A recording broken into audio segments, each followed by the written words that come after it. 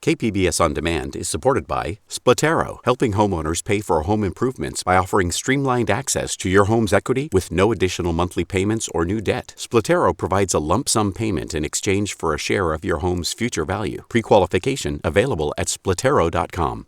Cities around the country are reconsidering how they get their energy, including San Diego.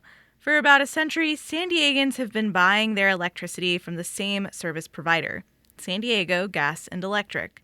And that happened because the city, just like many others, signed a contract called a franchise agreement. But in January, a 50-year-old franchise agreement will expire, and the city needs a new contract. Mayor Kevin Faulconer says he plans to put the agreement up for bid to private utilities.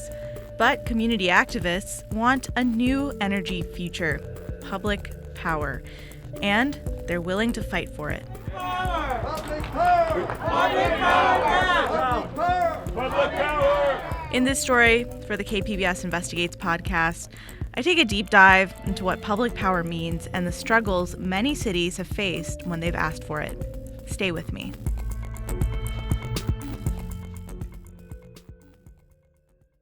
KPBS On Demand is supported by Splatero, helping homeowners pay off debt by offering streamlined access to your home's equity with no additional monthly payments or new debt. Splatero provides a lump sum of payment in exchange for a share of your home's future value. Pre-qualification is available at splatero.com.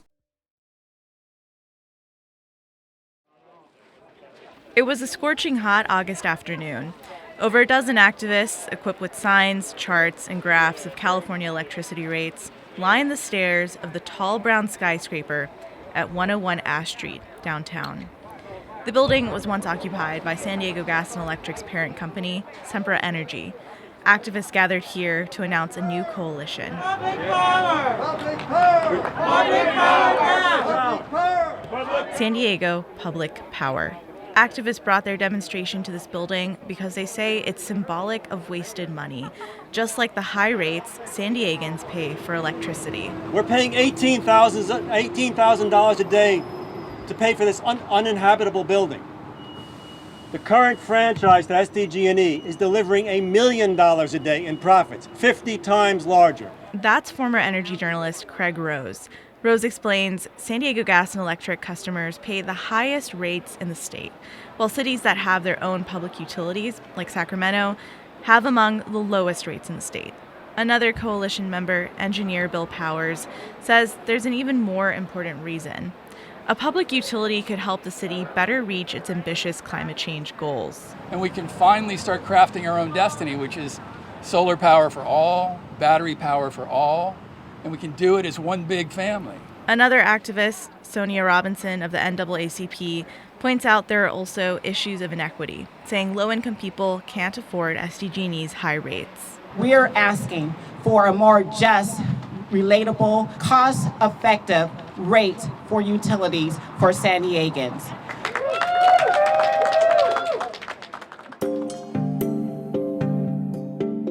Then there's another reason these activists want public power now: timing. Even though the city faces a deep budget deficit because of the coronavirus pandemic, interest rates are at historic lows. And now, some say, is a good time for a big infrastructure investment.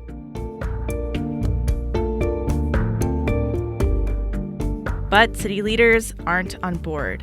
The mayor and key members of city council say breaking away from a contract with a private utility, like with SDG&E, at this time would be too hard and cost too much money. Meanwhile, activists pledge to continue their fight for public power now. Of course, the backing of city leaders is key, but we'll get to that later. The first question for most San Diegans, who've only ever paid SDG&E bills, is how exactly would public power, known as municipalization, work? And how hard would it be to make it happen? Let's go back 100 years or so with energy consultant Robert McCullough. At the turn of the last century, we had a number of technological geniuses who revolutionized the world. And they brought electricity to the markets in North America. Those entrepreneurs became utility moguls, turning the invention of electric power generation into investor-owned, profit-making businesses.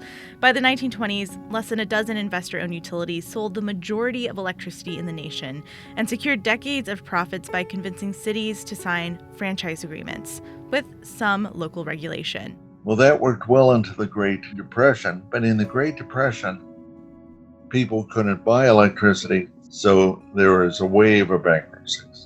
The stock market crashed and those massive conglomerates collapsed, ruining investor livelihoods and leaving the energy grid in complete disarray. People began demanding a shift away from the corporations. A desire for public power passed through the country. The city governments took control. An example on the West Coast, Vancouver, British Columbia, Seattle is public power. LA, the largest. Today, thousands of other U.S. cities have public power. Around 45 provide power in California. Other major cities, like San Diego and San Francisco, still operate with those relic franchise agreements with investor-owned utilities from the turn of the last century.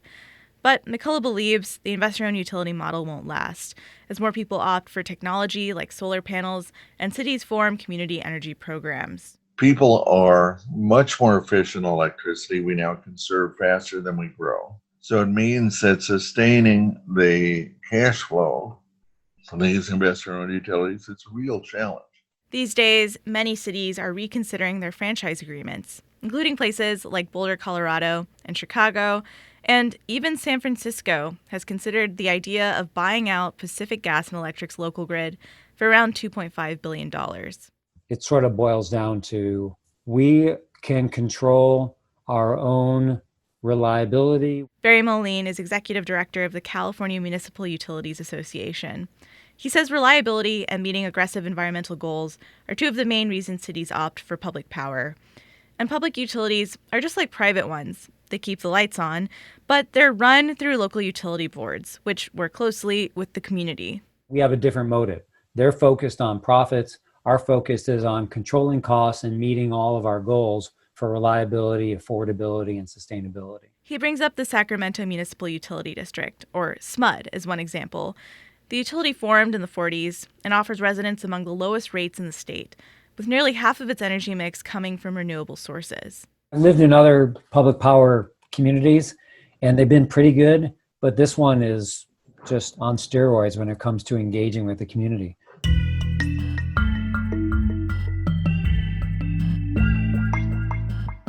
But some utility experts say public power isn't a panacea for all of our energy woes.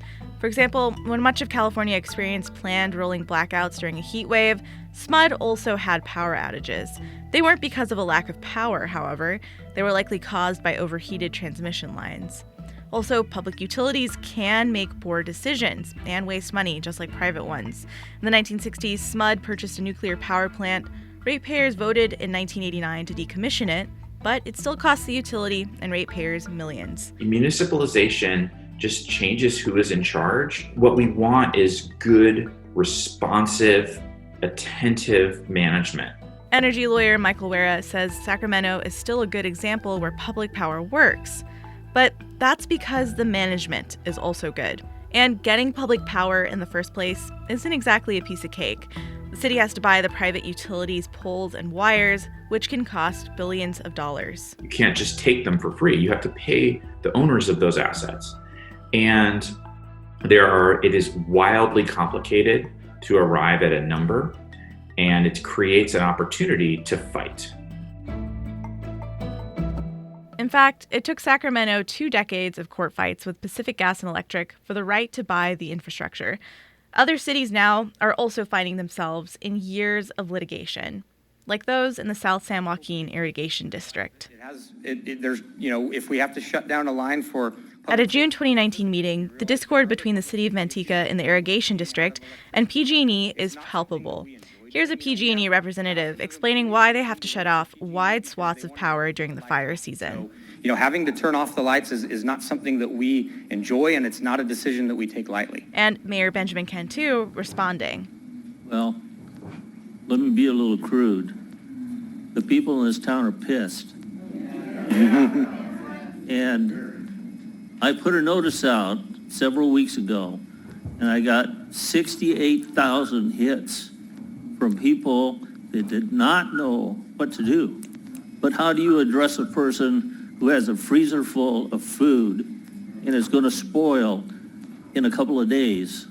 Manteca and other cities in the district have been trying to separate from PG&E since the early 2000s, says Peter Rekirk, general manager of the irrigation district. They weren't seeing the level of investment and care in the facilities that they were hoping to receive from PG&E at the time. It took nearly a decade before the district's application to take over the utility was finally approved. And then when they sued to condemn PG&E's infrastructure and try to take it over, right away, PG&E sued the district back. PG&E actually had funded a local group called Stop the Power Grab. That dried up fairly quickly because they saw that the local community was behind us. Between 2008 and 2018, the district spent $27 million on the project. $18 million of that went to legal costs. Today, the region is still caught in litigation limbo. Would you go through that process again? The answer is yes. And it's primarily because of the value that we think we can bring to our local constituents.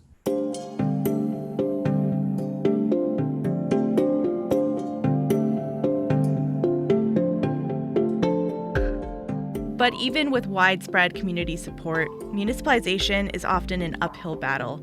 Take Boulder, Colorado. In 2010, the city council voted not to extend the city's franchise agreement with its investor-owned utility, Xcel Energy. We had just passed our climate action plan and our carbon tax. Jonathan Cohen is the chief sustainability officer with the city of Boulder. Our electricity supply was the big issue that we needed to wrestle with in terms of meeting our emission reduction requirements. The city wanted more control over its energy mix, and on several occasions the public voted in favor of a public utility that would prioritize clean energy sources. But 10 years later, in 2020, they're still fighting. Now the city's back to considering another 20-year franchise agreement with Xcel. But Cohen says the fight for public power was worth it, because the utility has made commitments to meet climate change targets. If they're not hitting them, we can, by a vote of the people or a supermajority of council vote, exit our franchise and be done and go right back to municipalization.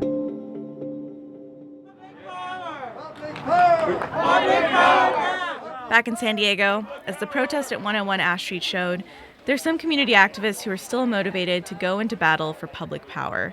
But there are also forces of resistance, namely among the bulk of current city leadership. For me, it's a no right now. Councilmember Barbara Bree has consistently said public power isn't on the table right now. Why? First of all, it is not free to take over those transmission lines. We have to issue billions of dollars worth of bonds and pay that money back. Second, I have no confidence in the city to operate anything.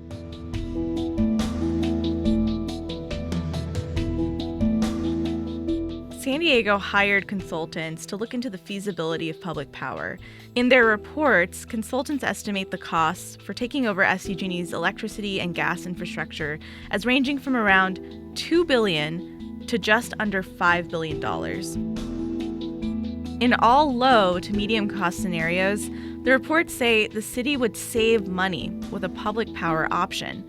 The report also says these scenarios are most likely to happen if the city attempts a takeover. But the report also says in the highest cost scenario, public power wouldn't be worth it. While the high cost scenario is least likely, that's the advice Mayor Kevin Faulconer took. His office is moving ahead with an auction to take bids from private utilities to take over the franchise. As for SDG&E, the utility did not have a comment for this story. But in an email statement about the franchise negotiations, a company spokeswoman said the company has been a good partner with the city and plans to submit a competitive bid. But on the sidewalk outside the 101 Ash Street skyscraper, Cody Pedersen of the San Diego Democrats for Environmental Action said, activists aren't giving up. He says the city consultants overestimated the costs of taking over the grid and that it's not difficult to find good managers for a city-owned utility.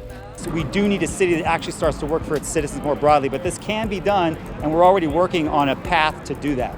That path is trying to work with council members to stop any vote at city council when the mayor presents a franchise agreement. And if that isn't successful, activists say they'll continue to build community and political support for a city-owned utility. Our target is to have municipal power in 3 to 7 years.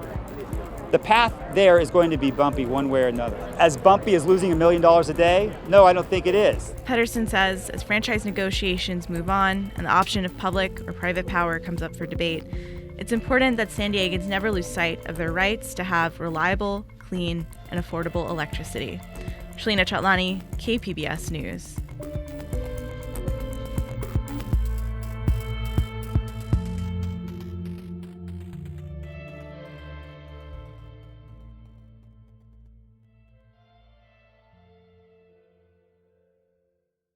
KPBS On Demand is supported by Splatero, helping homeowners pay off debt or for home improvements by offering streamlined access to your home's equity with no additional monthly payments or new debt. Splatero provides a lump sum payment in exchange for a share of your home's future value. Learn more at splatero.com.